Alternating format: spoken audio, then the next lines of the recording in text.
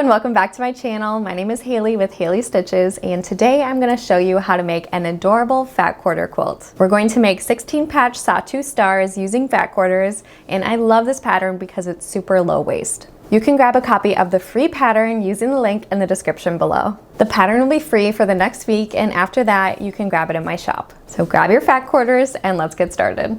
This pattern comes in 4 sizes, but I'm going to be making the baby size. So for that size, you need 9 fat quarters.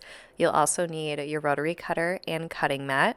I'm using the thread Dove by Aurifil. You'll also need a marking utensil, a long quilting ruler, and I have a couple of square rulers just to help square up my blocks. Everything I'm using in this video will be linked below. All of the fat quarters in this quilt are going to be cut the exact same way, so I'm going to show you how to prepare and cut your fat quarter. The first thing we're going to do is square up the edge to make sure we have a nice 90-degree angle to work with. So I'm just lining up my long quilting ruler on a line on my mat, making sure everything is square, and then cutting a sliver off. We do need most of the fat quarter for this pattern, so make sure you're not trimming too much off, or else you might run into not having enough fabric when you're cutting at the end. So then I'm going to rotate my fat quarter and then trim off my selvage edge here, just so I have a nice clean slate to work with. And here we have an 21 inch by 18 inch rectangle. So I'm going to be cutting my strips along that 18 inch length. I'm going to cut 4 3.5 inch strips and 2 2-inch strips. And as you'll see, there's just a little bit left over on the end that you can add to your scrap bin. And then we're going to subcut these strips into smaller rectangles and squares. Starting with the 3.5 inch strips, we're going to cut each strip into 1 rectangle and 3 squares. And we'll cut each 2-inch strip down into 8-inch rectangles. Each fat quarter, you'll get 4 3.5 inch by 6.5 inch rectangles, 4 2-inch by 8-inch rectangles, and a total of 12 3.5 inch squares.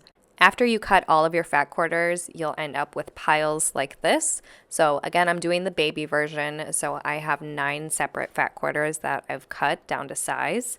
And to make each block, all we're going to do is just mix and match the fabrics together to get cohesive but different fabrics all in the same block. So these are the fabrics I chose for my sample block here. I chose the same fabric for my 3.5 inch by 6.5 inch rectangles and 3.5 inch rectangles. And then I chose different fabrics for the rest of my shapes that I'm using in this block. So the first step for making this block is going to be the flying geese. So what I'm going to do is take my 3.5 inch by 6.5 inch rectangle and my 3.5 inch squares that are in different colors and start making my flying geese. So the first step for our flying geese is going to be marking a diagonal line on the wrong side of those squares. So I'm just taking my pen here and my ruler, drawing a diagonal line along the back, and I'll do that for all 4 squares. And next, what I'm going to do is place one of those squares right sides together on the rectangle, and then I'm going to sew along that marked line. Next, I'm going to trim a 1/4 inch away from the marked line, and I'll end up just discarding this little triangle. You can save these triangles because there will be a little bit of waste here if you want to turn them into extra half square triangles for another project. They are big enough where I think they will give you a 2 inch or 2.5 inch half square triangle if you sew the little discard together. But I am just going to keep working on this flying geese here in this pattern. So next I'm going to press it away from the center, and then I'll repeat that process for the other side. So I'll line it up on the square, sew along that marked line, and then I'll trim a 1/4 inch away after I've sewn. And these flying geese are great to do if you do the chain piecing method, because you can just sew them all together at the exact same time. It makes for pretty quick work of this pattern. And then the last step for the flying geese is pressing everything flat away from the center, and then I'm going to trim this flying geese down. All of the flying geese in this pattern would measure 3.5 inch by 6.5 inch after you trim them down.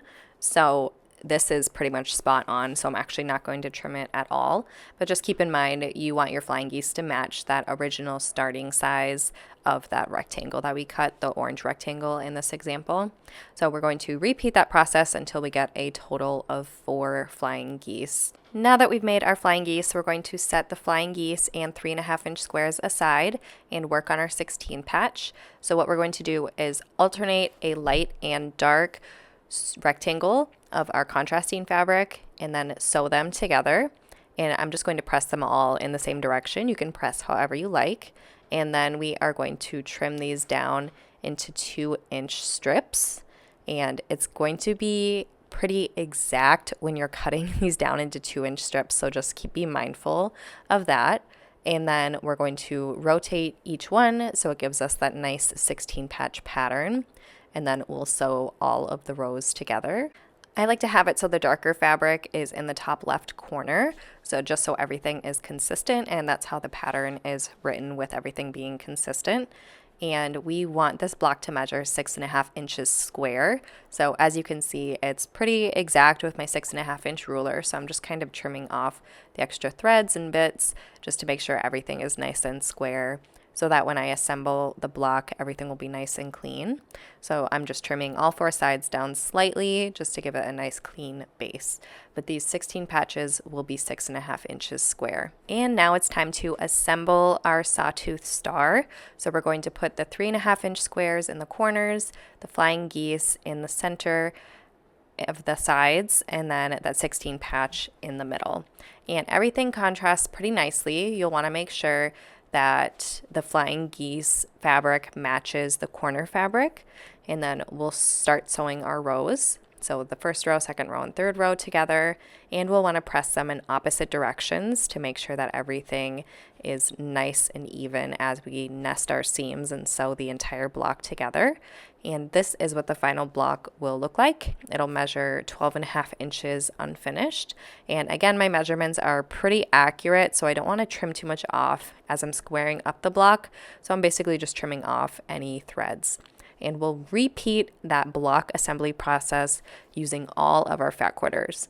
So here we're going to start assembling the quilt top, and there's my little kitty Pepper who wants to be in on the action. So here I've laid out all 9 of my blocks in a 3x3 grid, and I just tried to make sure that no of the exact same fabrics were next to each other, and I like my quilts to look nice and scrappy, so I laid it out how I thought looked nice. And then what I'm going to do is assemble each of the rows the exact same way. You're just sewing the 3 blocks together using that 1/4-inch seam allowance. And you can use the points as a guide to make sure that they don't get sewn or cut off if that's important to you. And for that first row, I'm going to press it to the right, the second row to the left, and the third row to the right again. And that's just going to help our seams nest and make sure everything looks nice and square and lined up as we sew our entire quilt together. So this is what my final quilt top looks like after I've sewn all of the rows together. I think it looks really nice, especially if you use fat quarters all from the same collection or the same color story like this. The piecing is a bit more involved than my usual quilt patterns, but I think it's worth the extra time because the effect looks really nice. Just a reminder, you can grab the pattern while it's still free using the link in the description below. And if you're watching this a little bit later, you can grab the pattern in my shop. If you want another fun fat quarter quilt pattern, check out this video next. I'll see you there.